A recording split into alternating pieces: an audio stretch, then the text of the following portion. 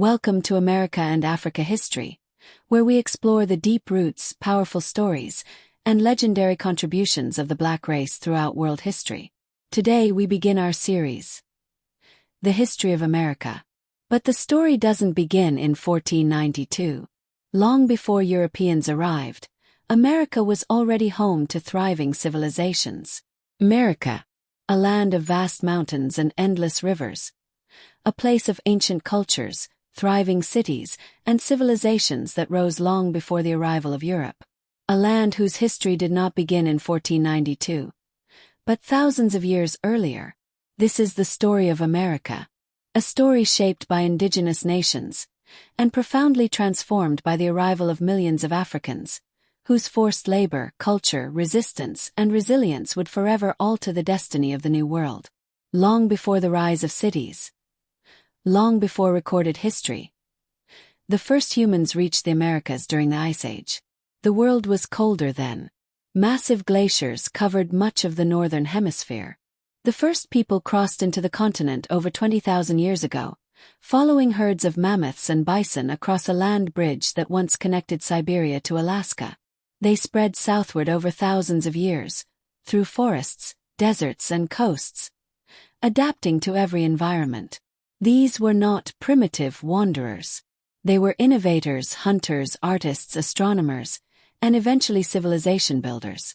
Across two continents, these early peoples developed a mosaic of cultures. Some lived as nomadic hunters. Others created permanent settlements, villages, and trade networks. Slowly, the foundations of great civilizations began to rise. In the tropical lowlands of present-day Mexico, the Olmec emerged around 1500 BC.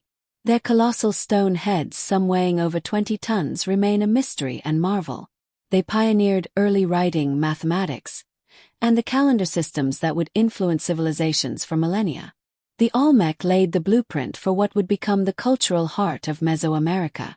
Further south, the Maya created one of the most sophisticated civilizations on Earth. They charted the stars with astonishing accuracy, developed advanced mathematics including the concept of zero, and built towering pyramids aligned with astronomical events.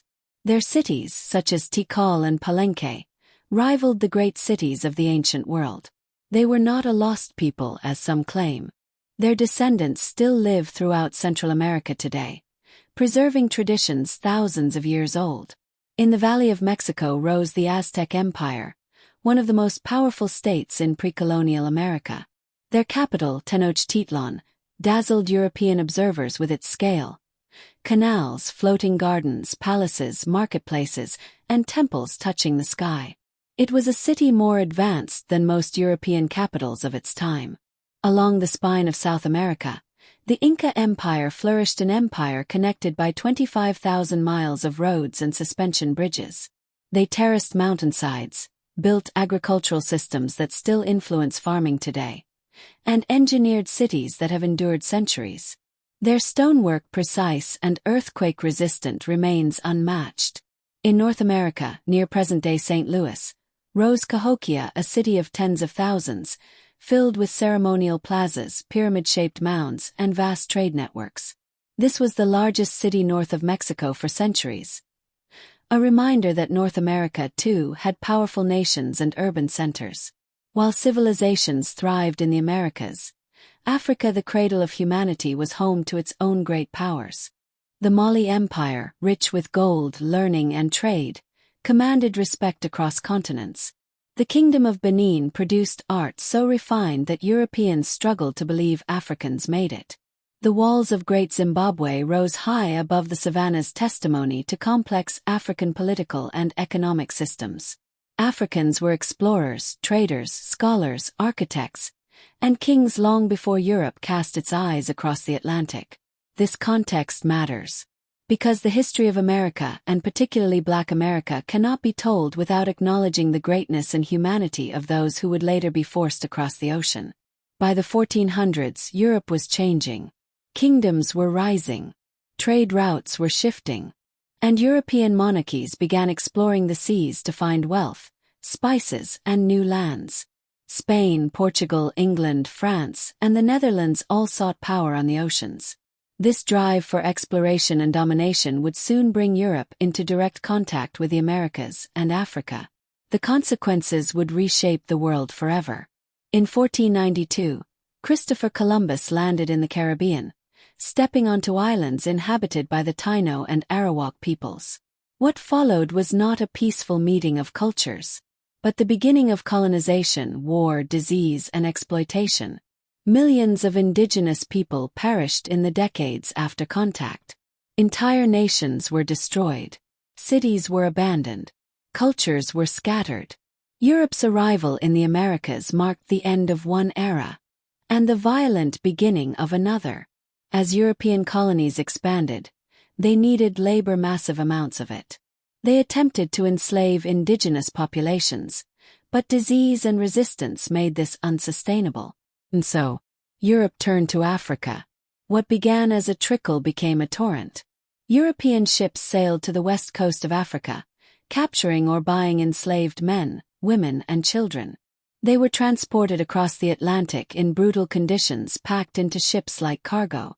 This was the beginning of the transatlantic slave trade, one of the darkest chapters in human history. But the story of Africans in America is not only one of suffering.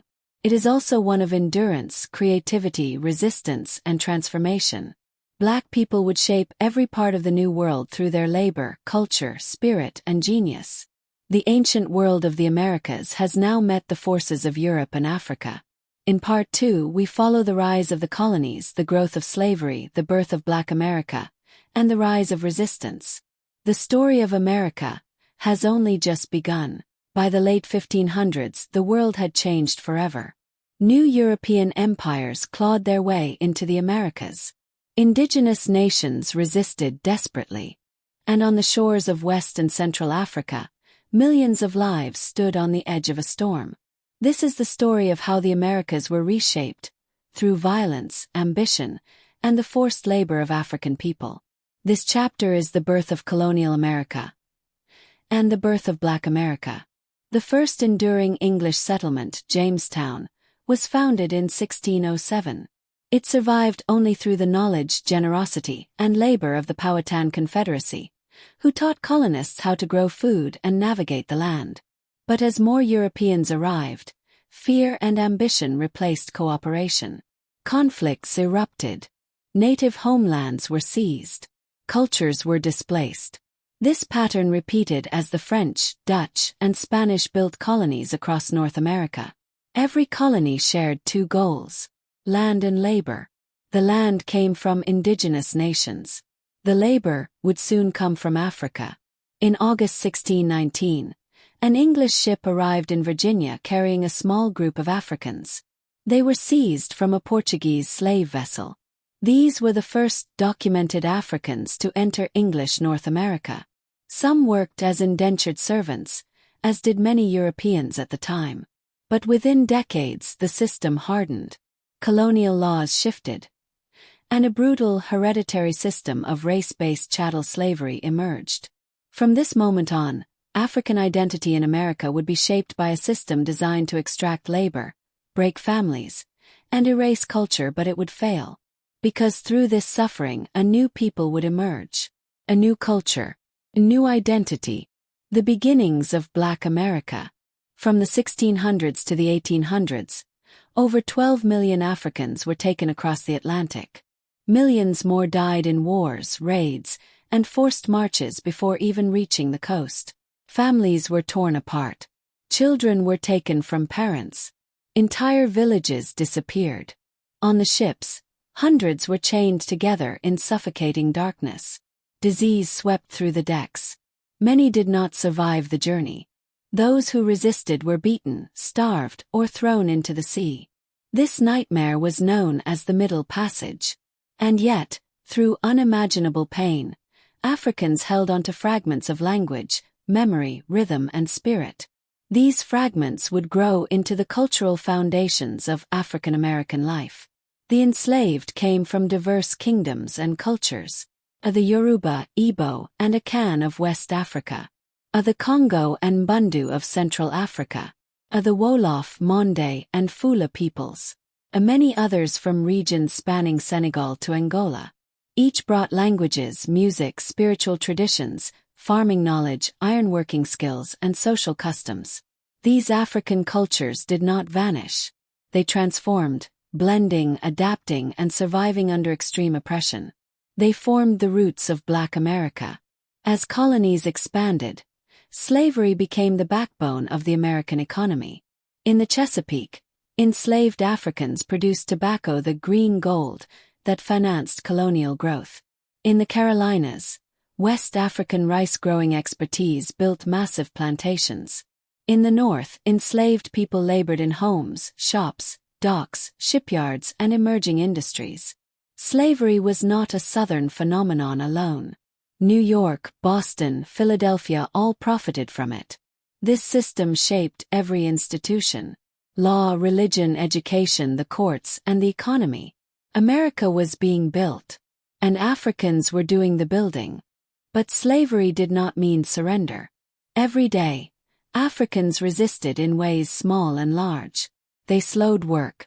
They broke tools. They shared forbidden knowledge. They preserved songs, stories, and rhythms. They built families and communities under constant threat. Some fled into swamps and mountains, forming maroon communities, free Black villages that fought off slave catchers. Others rebelled outright. Early uprisings in New York, Virginia, and the Carolinas revealed a truth colonists feared. Enslaved Africans refused to accept bondage. This resistance laid ideological foundation for demands for future freedom.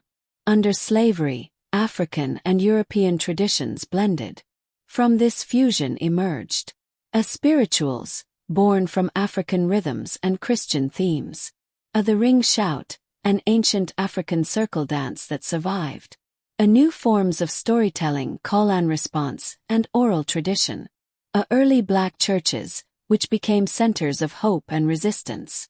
These cultural roots would later fuel abolition movements, civil rights activism, and some of America's greatest artistic contributions.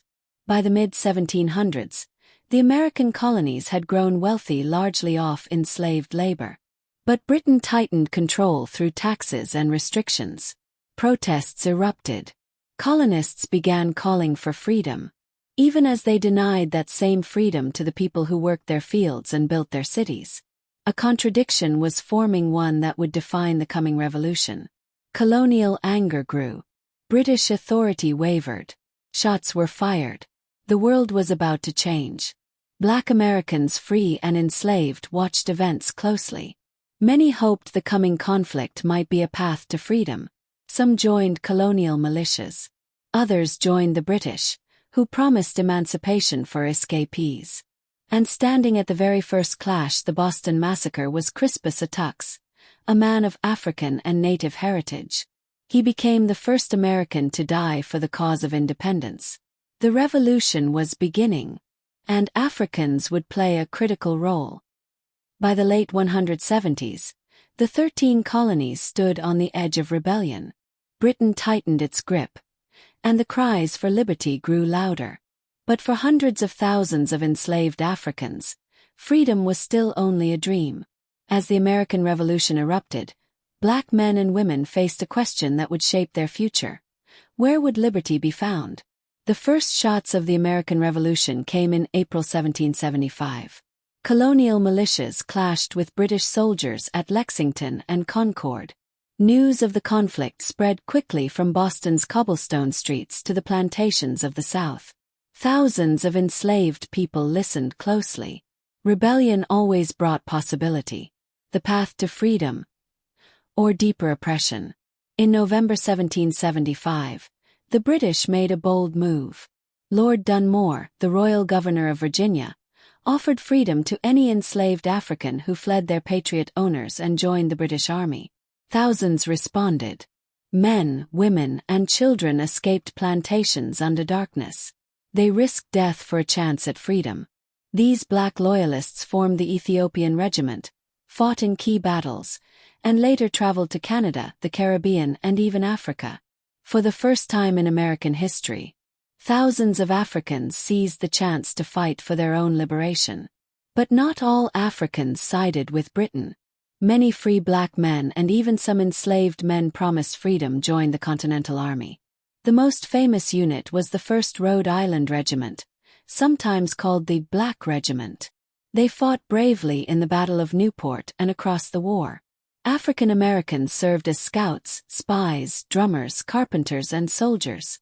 Their presence forced the young colonies to confront an uncomfortable truth. How could a nation fighting for freedom deny freedom to so many? In 1783, the war ended. America was free. But freedom was not shared equally. Some black loyalists evacuated with the British to Canada, Jamaica, England, and Sierra Leone. Others were betrayed, re-enslaved, or left with nothing. In the new United States, a small population of free black communities began to grow, especially in the North. But in the South, plantation slavery expanded rapidly. The ideals of the Revolution had been betrayed. The promise of liberty, postponed. America's founding fathers struggled with slavery during the writing of the Constitution. George Washington, Thomas Jefferson, and others knew slavery contradicted the ideals of equality. But many were slaveholders themselves. Compromises were made. Enslaved people counted as 3/5 of a person for political power. The slave trade could continue until 1808. A runaway enslaved people had to be returned. These decisions protected slavery, ensuring that the new nation was built on a foundation of racial inequality. In 1793, Eli Whitney invented the cotton gin, a machine that separated cotton fibers quickly. The effect was explosive.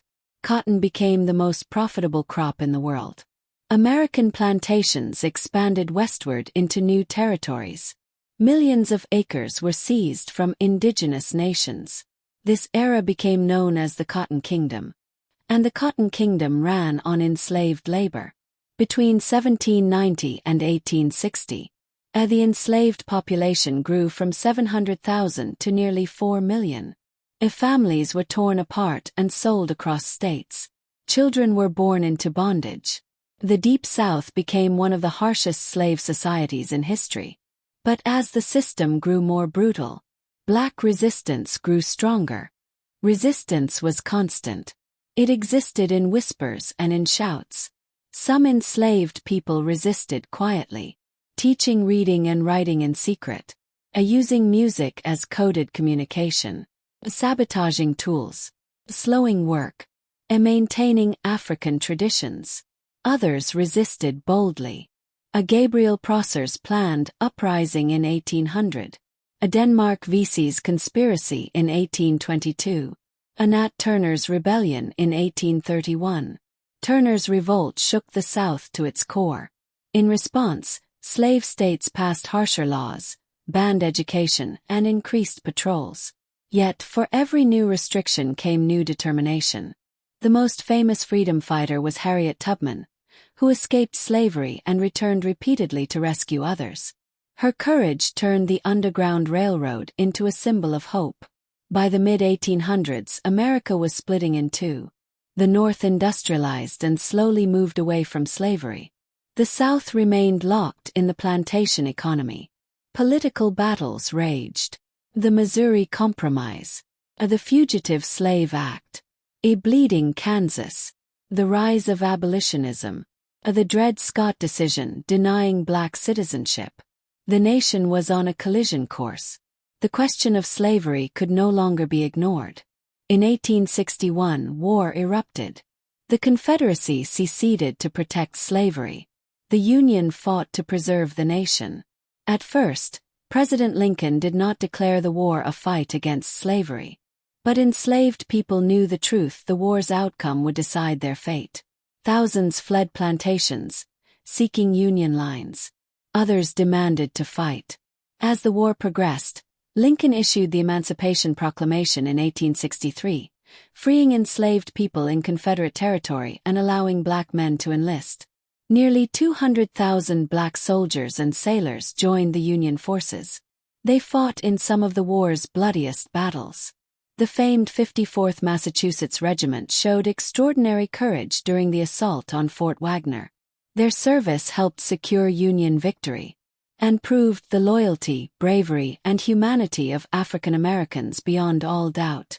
In 1865, the Confederacy collapsed. The 13th Amendment abolished slavery in the United States. For 4 million people, centuries of bondage finally ended. Families reunited. Churches blossomed. Schools opened. Hope surged. But freedom was only the beginning. Between 1865 and 1877, the nation entered Reconstruction, one of the most remarkable and least understood eras in American history. Freedmen built towns, schools, and businesses. Black men voted in large numbers and were elected to office at every level. State legislatures, U.S. Congress, and even the U.S. Senate. Leaders like Hiram Revels, Blanche K. Bruce, and Robert Smalls shaped national policy. For a brief moment, America seemed capable of becoming a true democracy. But the forces of white supremacy pushed back. Violence erupted across the South. The Ku Klux Klan and similar groups terrorized black voters.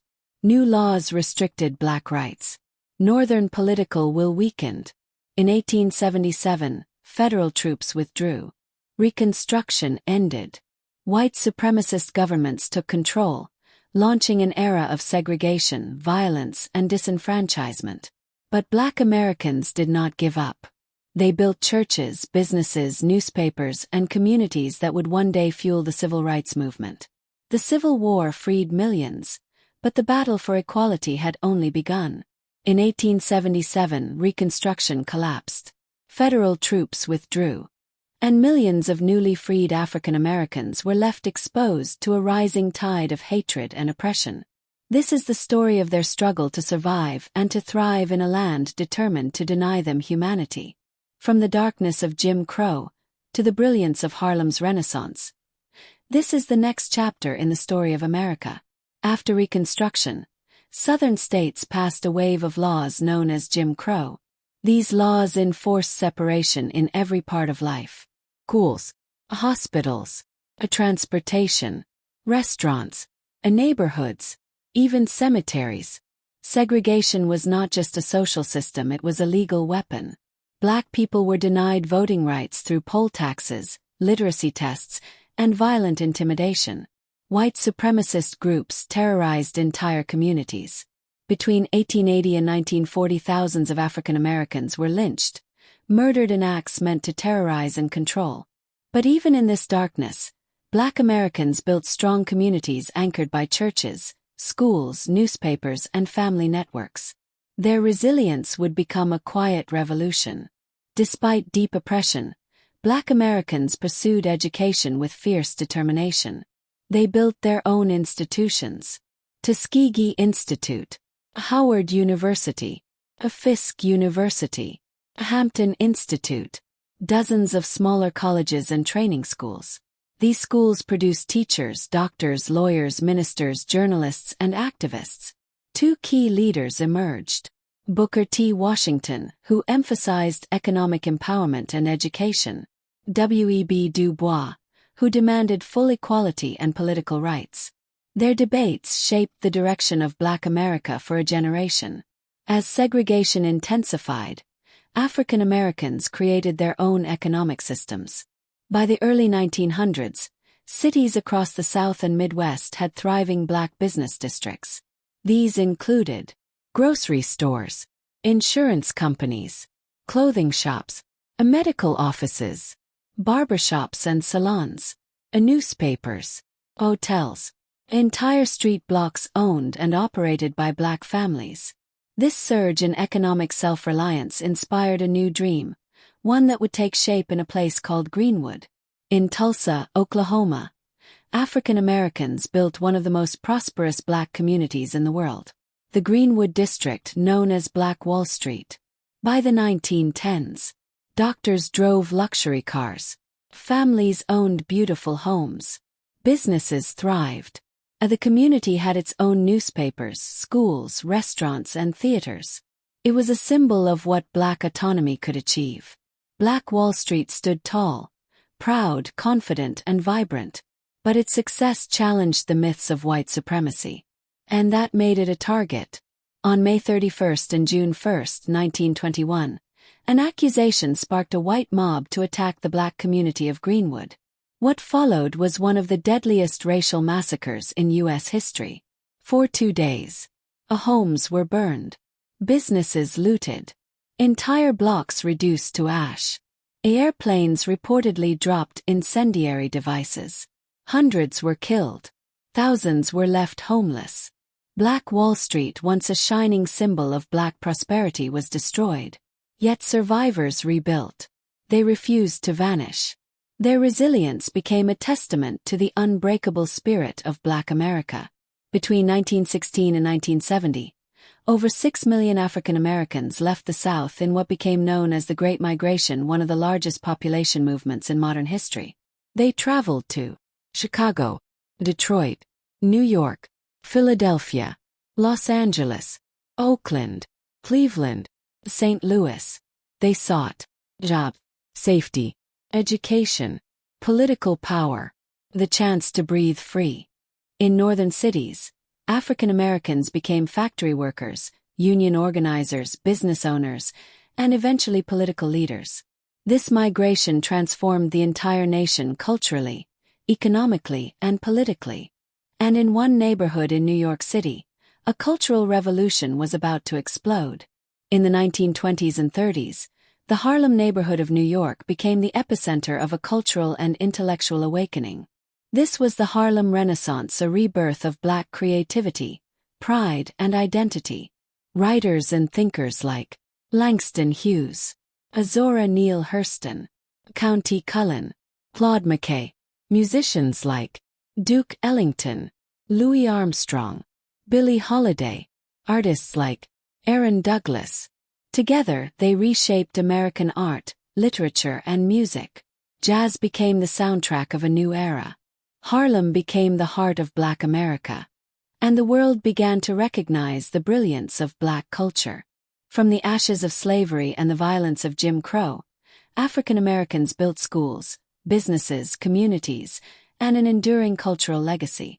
They survived segregation, rebuilt after massacres, migrated across the nation, and sparked artistic revolutions that continue to shape America today.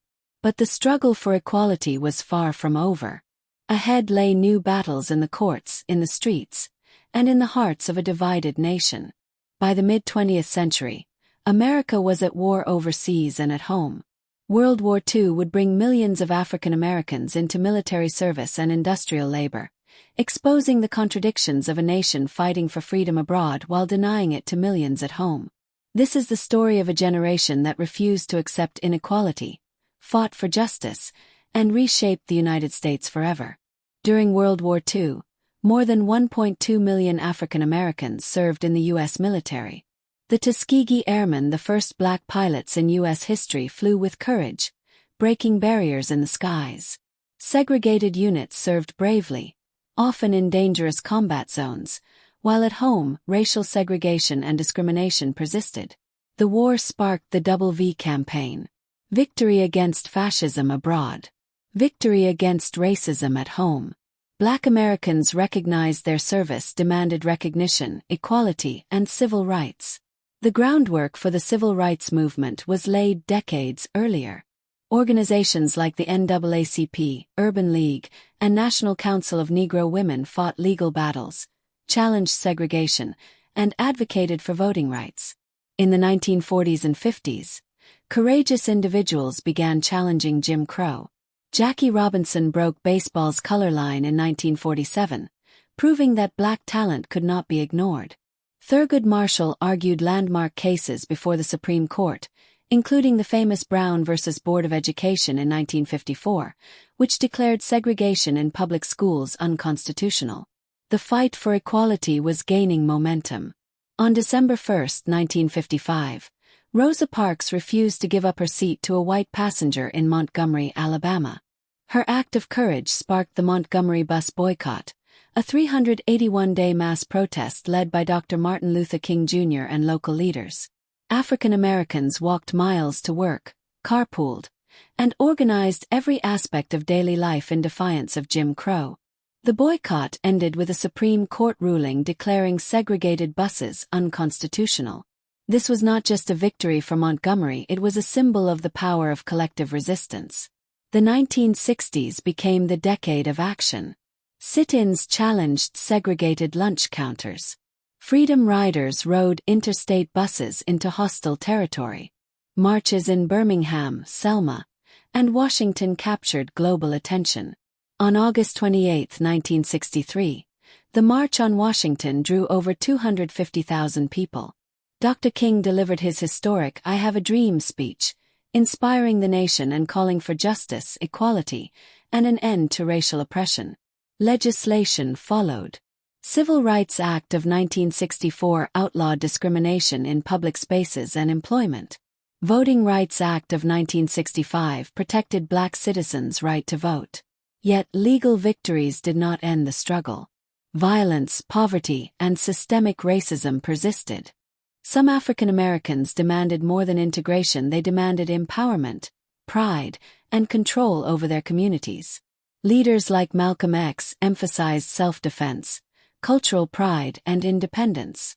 The Black Panther Party, founded in 1966, created programs to feed children, provide medical care, and educate youth while protecting communities from police brutality.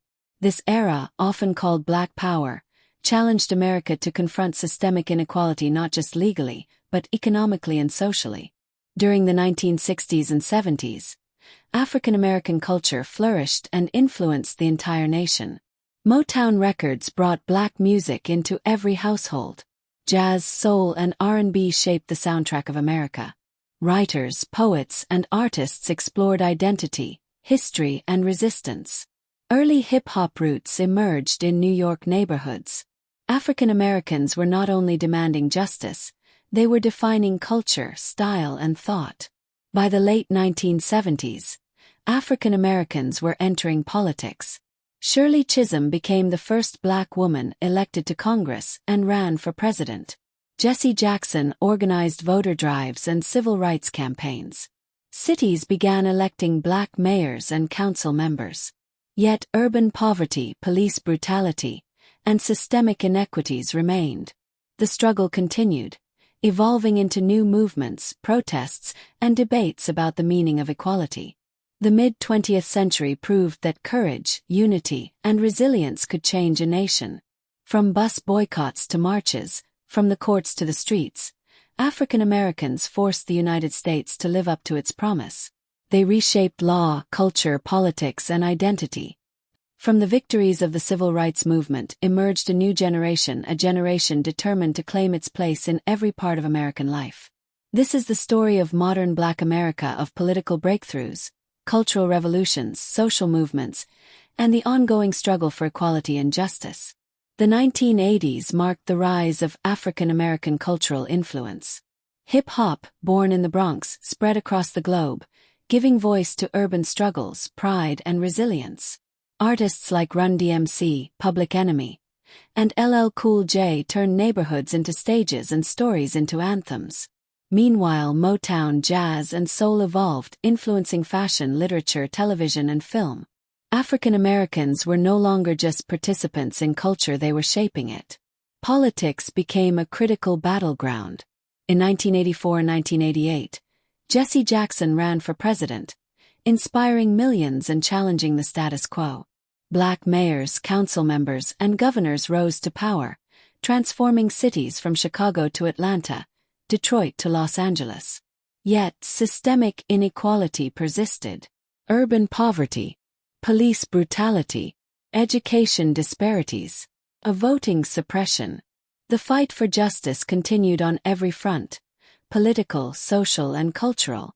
From the 1980s onward, waves of immigrants arrived from Africa and the Caribbean, enriching Black America with new perspectives, skills, and culture. Doctors, engineers, entrepreneurs, and artists joined existing communities, blending traditions from Africa, the Caribbean, and America. This influx revitalized neighborhoods, schools, and businesses, creating new opportunities and adding complexity to the Black American experience. African Americans achieved unprecedented success in education, business, and technology. Graduation rates increased. Black-owned companies thrived. Innovators in science and medicine broke barriers once thought impossible. Yet achievement came alongside the constant reminder. Equality in opportunity was still uneven, and systemic barriers remained. In 2008, history was made. Barack Obama became the first African American president of the United States. His election represented hope, progress, and the realization of centuries of struggle. It also exposed the enduring challenges of race, politics, and identity in America. Obama's presidency inspired generations to believe that leadership, courage, and vision could overcome barriers once considered insurmountable. Despite progress, systemic inequality persisted.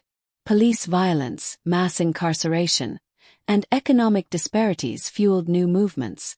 In 2013, the Black Lives Matter movement emerged, calling attention to the continued struggle against racial injustice. Protests, social media campaigns, and grassroots organizing demonstrated that the fight for freedom and equality was far from over. Black Americans demanded more than symbolic victories. They demanded justice, accountability, and true equality. Today, African Americans influence every facet of culture worldwide. Hip-hop and R&B dominate global music charts. Black filmmakers and actors shape Hollywood. Sports icons inspire and challenge societal norms. Literature, art, and fashion set trends around the world. Black culture is no longer confined to America. It is a global force. The history of Black America is a story of resilience, courage, and brilliance. From the first arrivals in 1619 to the fight for civil rights, from the Harlem Renaissance to modern movements for justice, African Americans have shaped every part of this nation. The journey continues. The struggle continues. And the story of America with all its triumphs, failures, and hopes is far from finished. This is the history of America through the eyes, the strength, and the spirit of its Black citizens. Do well to subscribe to this channel, and also what from part 1 to 6.